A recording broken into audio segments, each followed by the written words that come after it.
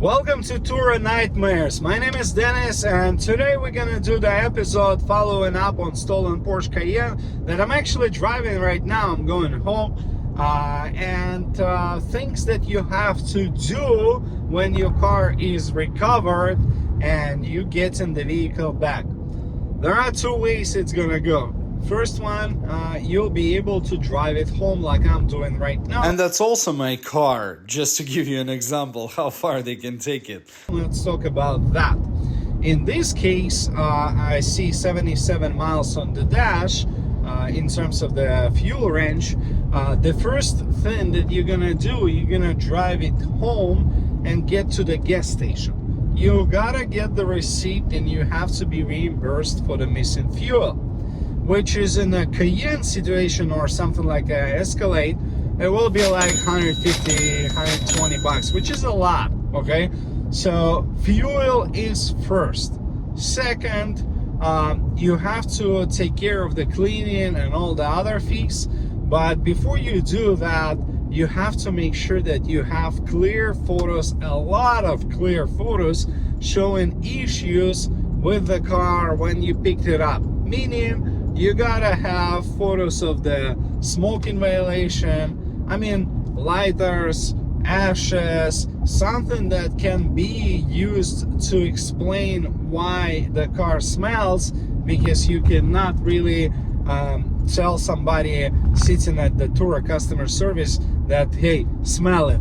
They can only go by the photos. If you don't have plenty of those photos that you can put side by side and say, hey, here's before and here's after, don't expect them to pay smoking violation. Speaking of smoking and cleaning, I'll do another episode how to make it clear for everyone to be sure that you're gonna get the smoking violation. Spoiler alert, there is a trick how to get the smoking violation. You just have to say, you just have to follow up on your first no, because right now Turo does it like every single time you send a smoking violation, even if it's clear as a blue sky, they say no, and I'll do the whole video about it.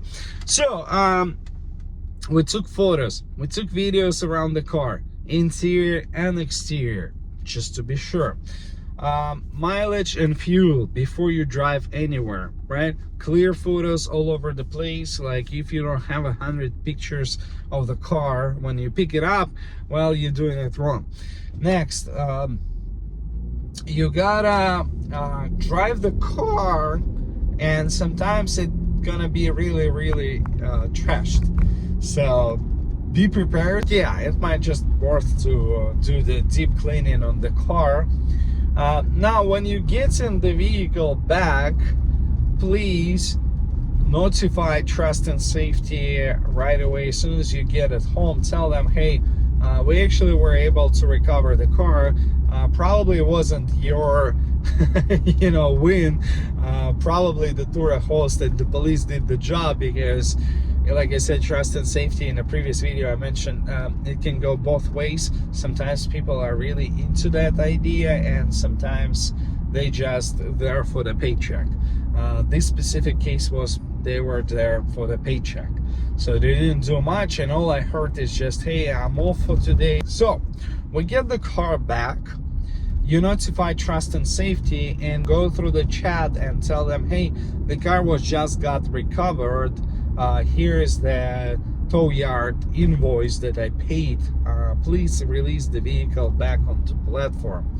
As soon as they do it while you're in the chat, you go ahead and make it unavailable until you properly can clean it, because the next guest is not responsible for what happened. You gotta have that proper attitude with making sure that the car is not going to be smelly and the car is going to be ready for the next guest. This is very important. Please take your time. I understand you want to make money, but at the same time, you don't want to deal with issues later on. And if you approach it from the right perspective, you're not going to be, dealing with negative reviews and all that fun stuff, because you're not going to be able to delete those reviews, since like it's not somebody's problem that the car was recently stolen and you did not have enough time to clean it. Make sense? Makes sense. So refuel, clean it, and one of the things that I would like to point out, I'm a mechanically inclined person, so it's not a problem for me to go over the car and check the basics. I would highly encourage you to do the basics, even if you cannot pull out the wheels and check the suspension. At least just open the hood, look at the fluids. I mean, you don't know what actually happened. Normally when the tow truck involved and you have a yard storing your car, they use forklifts and stuff like that. And in this case, I don't know, you probably won't be able to see it, but I'll try to show it to you. Give me a sec. So that's my steering. That's how I go straight. And trust me, it wasn't like that when they picked up the car. It was perfectly straight. This is because every single time it gets to the yard, folks at the yard like to use forklifts. And the forklifts will mess up your rims, they will mess up your alignment, and yes, you're gonna have damages even from the yard.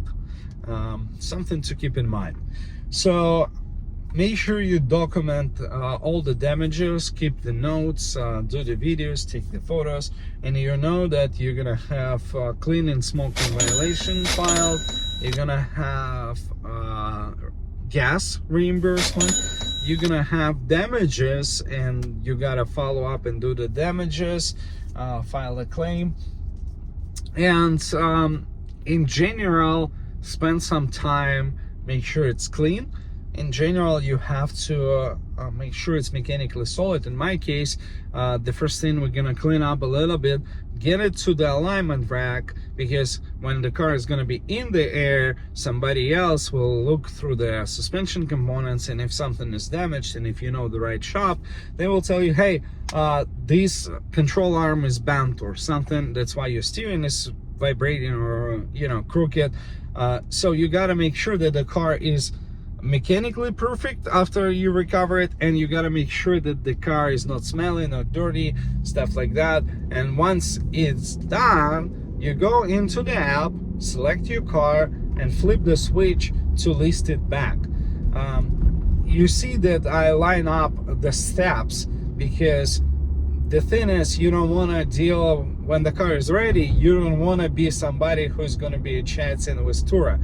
You want to have this option to flip the switch as soon as the car leaves the shop, and you know it's good to go, because by the time you get to your place, it might be already booked. So in my case, crooked steering wheel, I can clearly see one of the wiper blades is not attached, which is weird.